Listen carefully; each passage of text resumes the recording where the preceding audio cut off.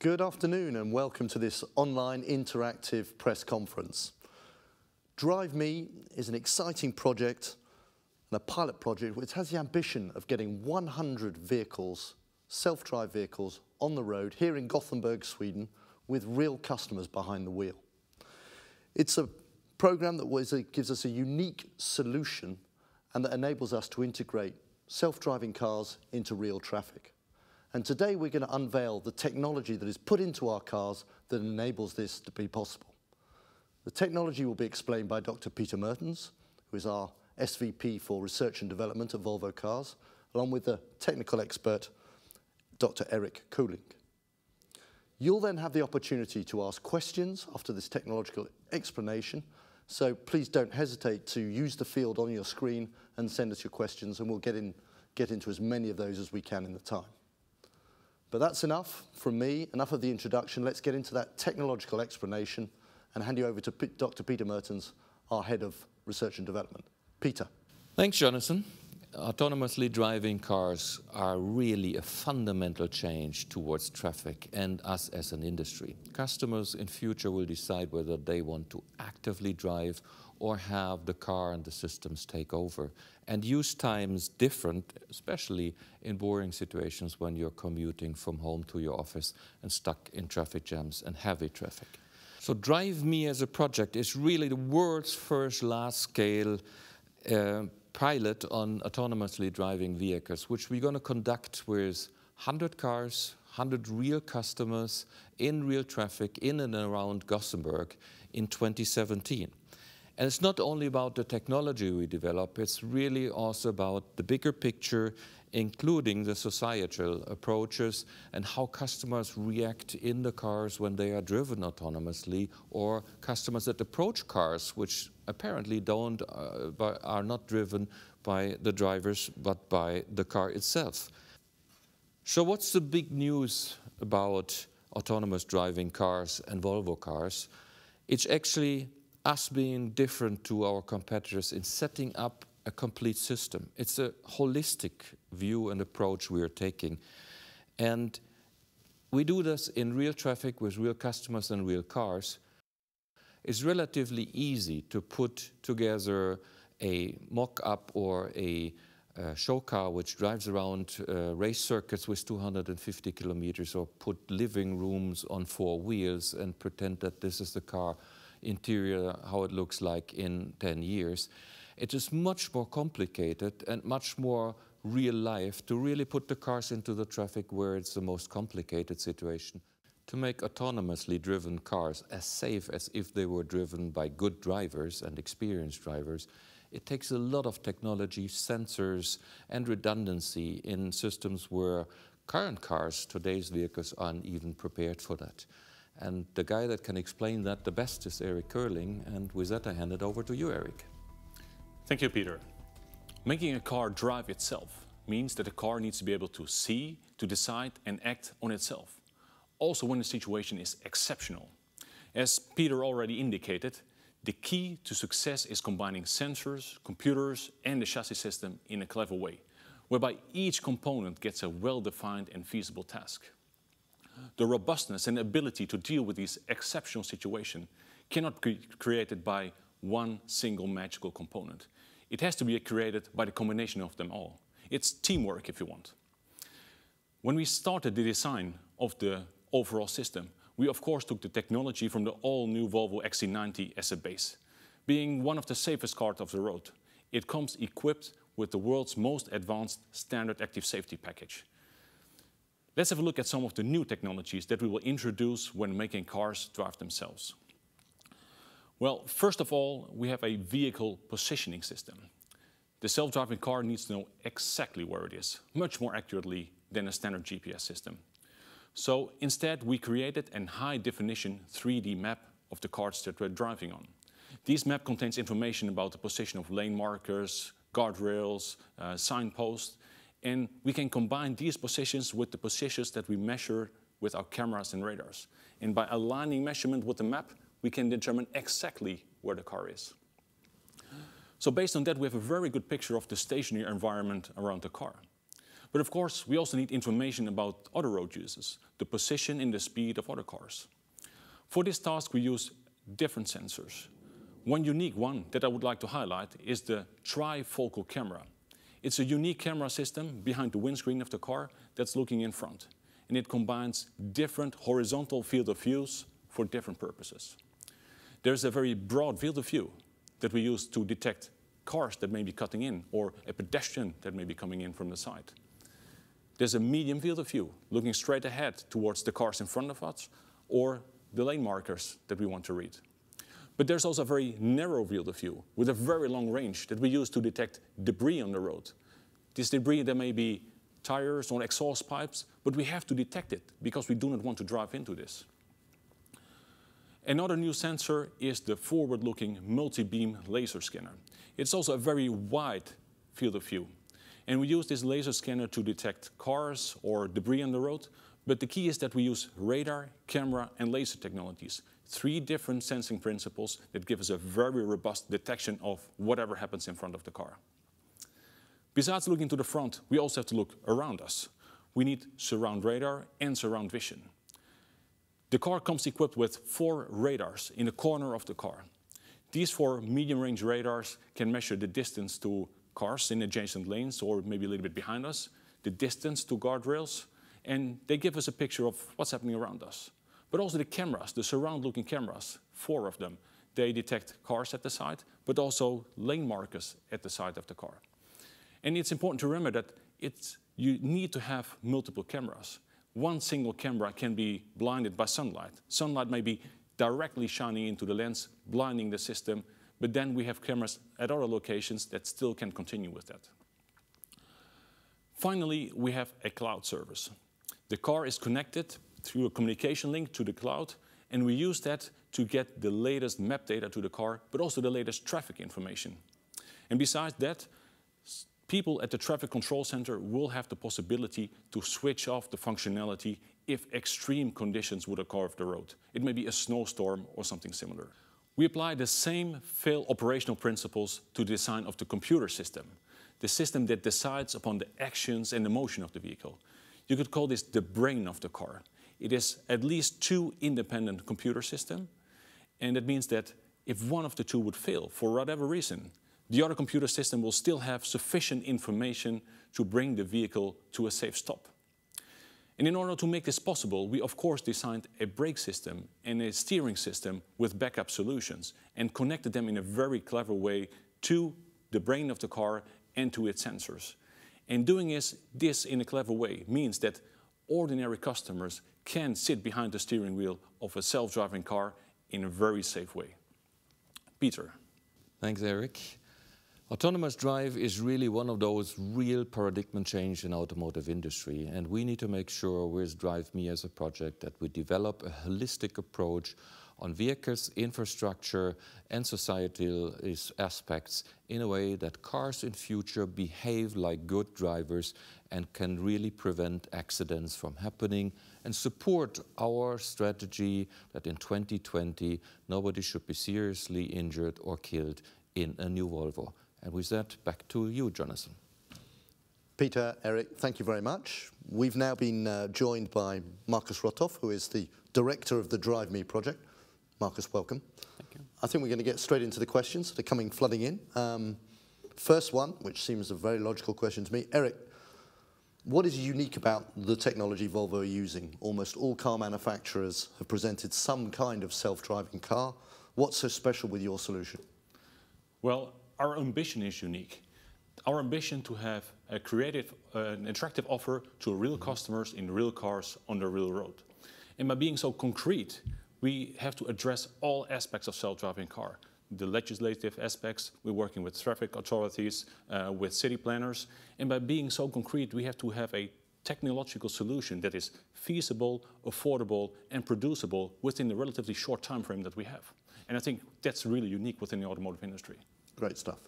Peter, one for you, I think. Do you think that all cars will connect to each other in the near future? If so, will this connection only be available between Volvo cars or between all brand of cars? No, it's a very good question. The connection has to be between all the cars. And by the way, there's first effort being taken on standardizing that protocol so that cars of different brands can talk to each other. It's one of these really important things to make sure that we use that technology not only for us, but with all the other competitors. Great. Marcus, one for you. Do the customers really want this, and who is the typical customer of the automated driving car? Yeah, I think it's all of us that sometimes has felt that we are wasting time in slow-moving traffic, feeling frustration and time slipping away. And I also think that, for example, distraction could be an example of that there is so many people that really want the technology now, here and now. Good. We've had a question from Germany. I follow the issue with great excitement. How do the sensors currently work in rain, snow, or in darkness? Eric.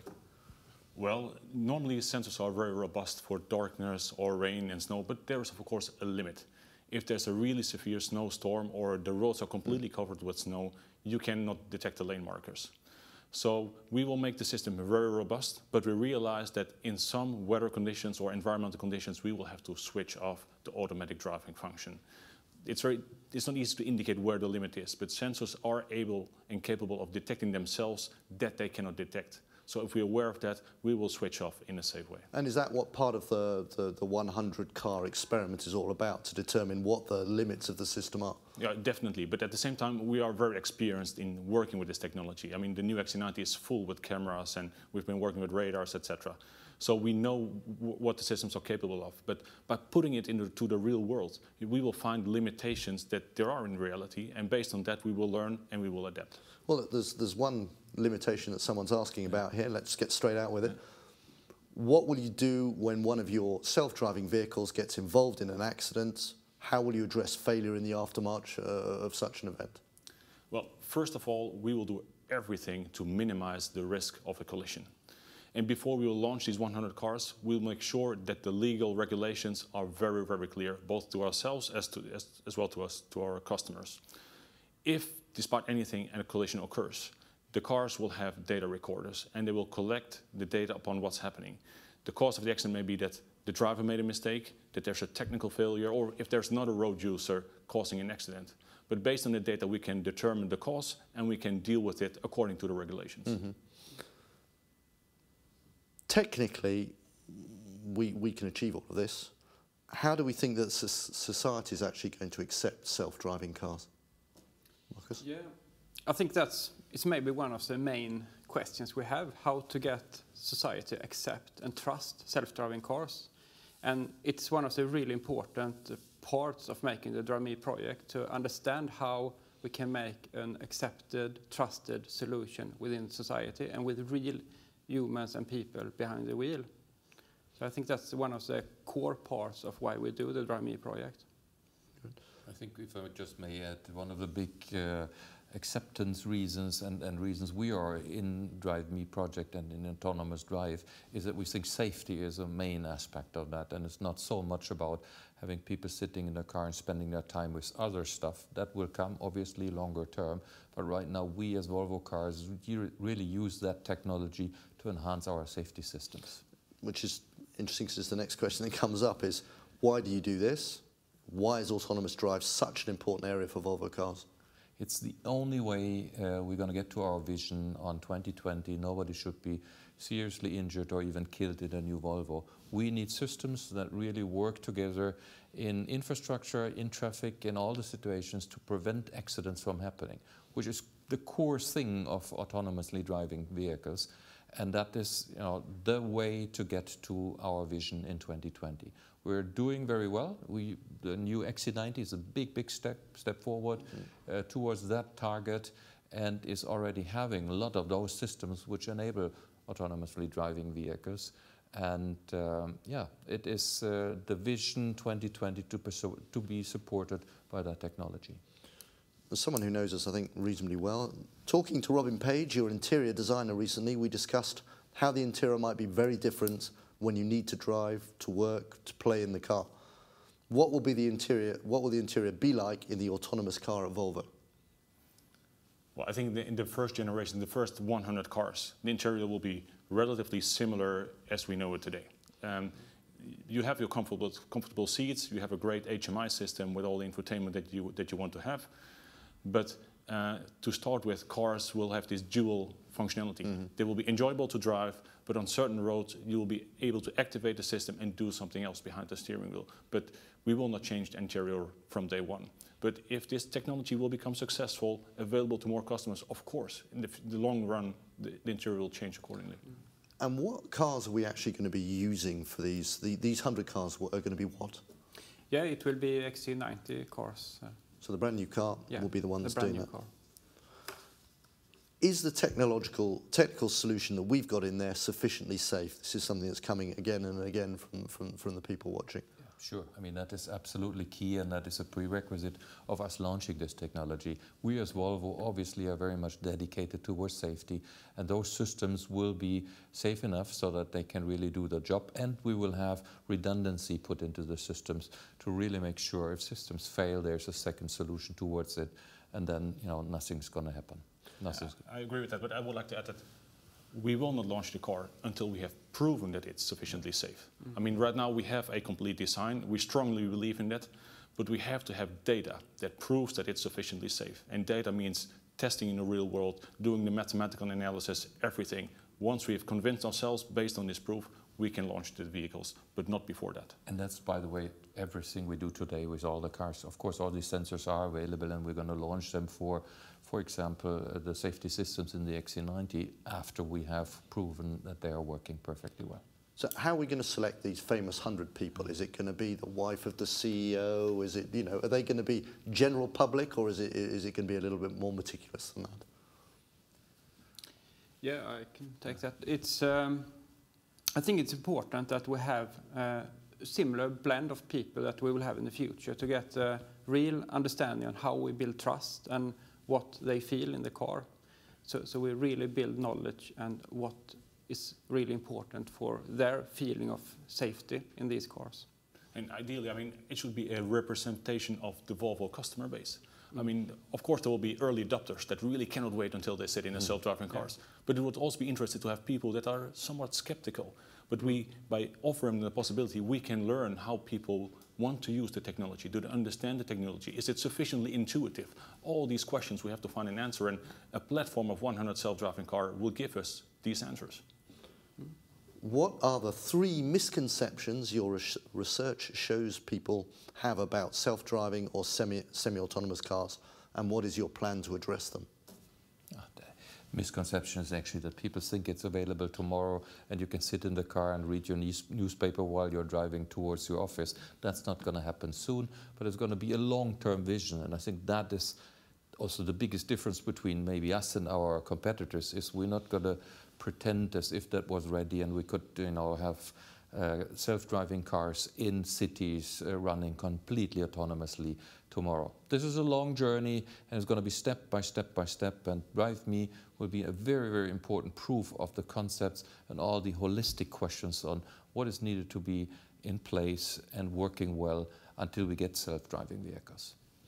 Yeah, I think many people, they think that it will change driving from one day to the other. I don't think that will happen. I mean, a misconception or maybe a wrong expectation is that it will go really fast. I mean, one reason that we have a limited scope is that we think it's feasible. If we are successful there, it can grow, but it will not grow from 100 vehicles to 100,000 vehicles overnight. It will take quite a long time before that will happen.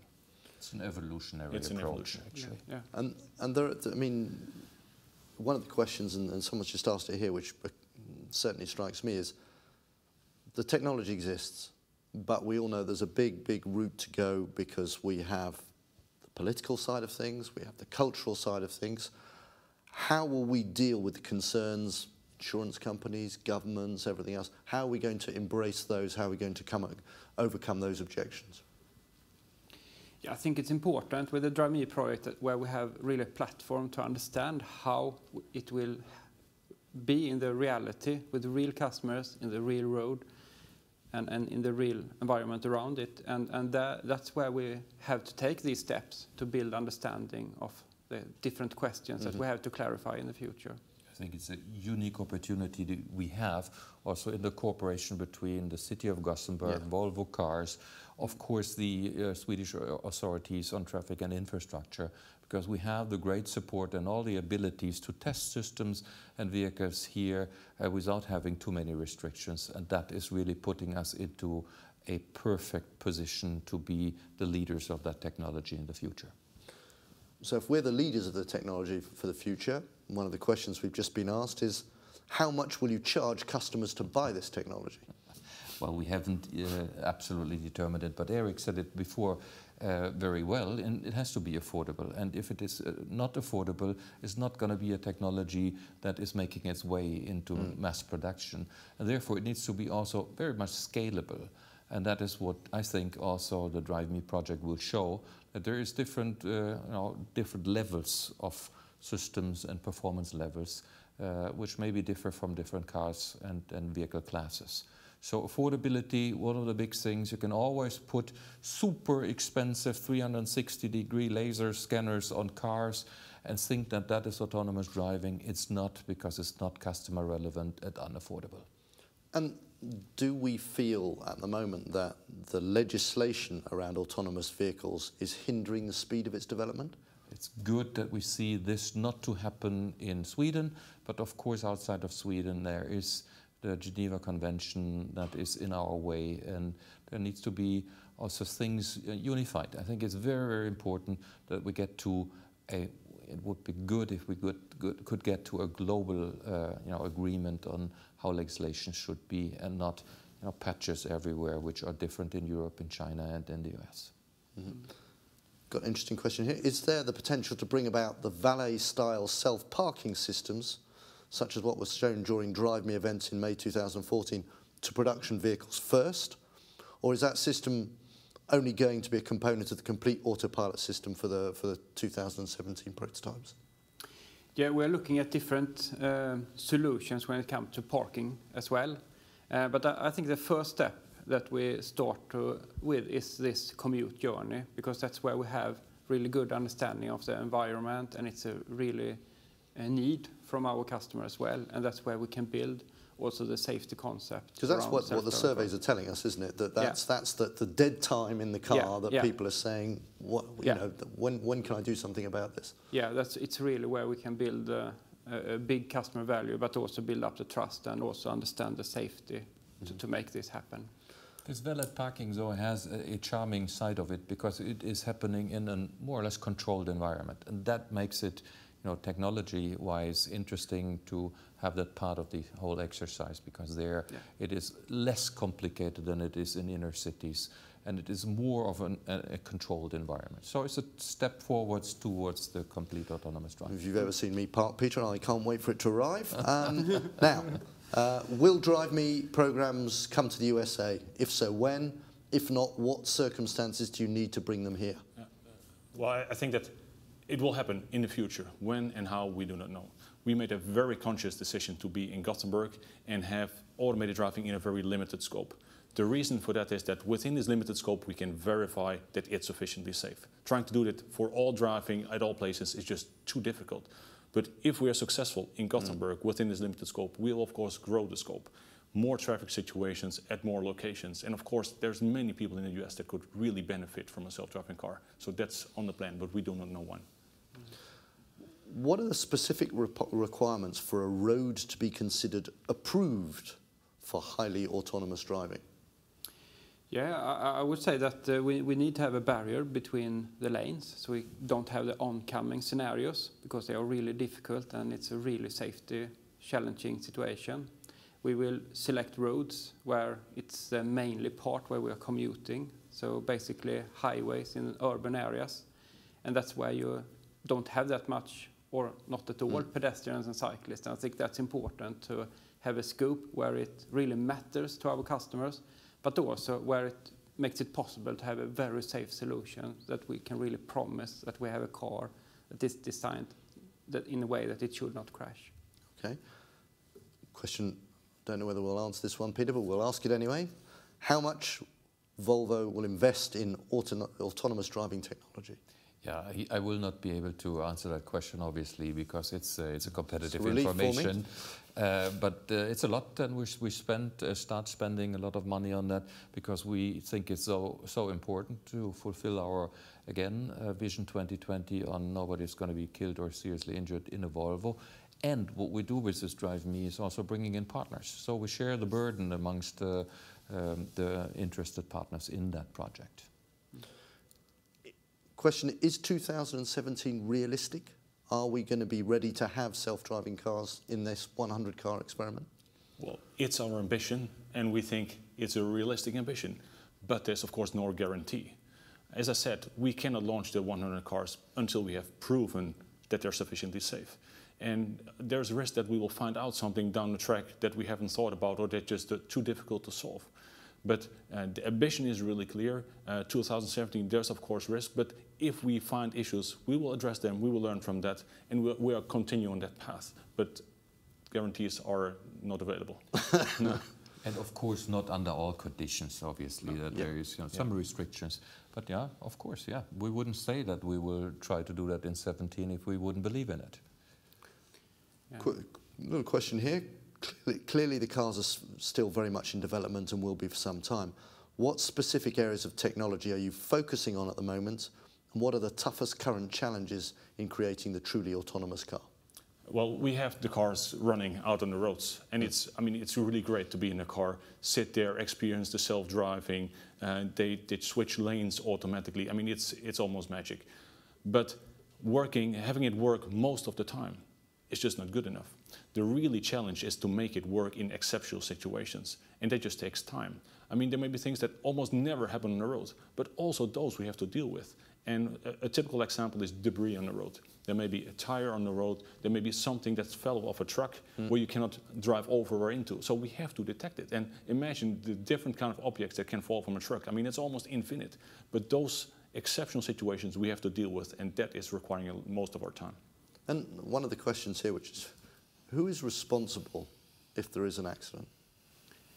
I think that's depending on the cause of an accident. As I said before, based on the data that we have in the data recorders, and we will have very special data recorders in these 100 cars that we do not have in other cars. But based on that data, we will be able to identify the cause of the accident. And if it's the driver that made a mistake, of course the driver is responsible. If it's another road user, of course there is the other road user is responsible. And if it's a technical fault, I mean, we will have a large portion of that responsibility. Yeah, I think it's important to add also that we need some kind of investigation team to understand if there is an incident, why did it happen, and how can we continue working with this so it doesn't happen again. Because we have to learn and understand during the testing phase, but also if there is something that happens, it should not happen again. I think that's an important part, and I think to just add to those guys' comments is, of course, part of that learning exercise in Drive Me is figuring out real good answers to those questions. And of course, it only will really make the big step if we are able to learn and have self-learning systems that really learn from mistakes and learn from good experience as well, and then with that evolve towards higher qualities and higher performance levels. Questions are flooding in. Time's caught up with us. One last question, and I think it's a great one to finish on. Will the system require that the drivers be alert and look ahead at traffic for the full autonomous drive? Well, we require the driver to be in the car, the driver to be in the seat, the driver to be sober, etc. But within this test, our ambition is to allow the driver to do something else. So when we do the technology design of the car, we do not assume that the driver can take over just immediately. We think that the driver, I mean, we want to provide this driver with extra time. I think that's the long-term target that we're trying to achieve them. And we will try to make that happen for the first time in 2017. Gentlemen, thank you very much. It's time for us to close the live session. There's still time for you to write your questions. We've got a team here that will answer them for you up until about 6 o'clock this evening, when they will have to go home and get some sleep and see their families. Thank you for your time here. Thank you above all to all of you for spending the time to join this webcast, and have a great afternoon. Thank you very much.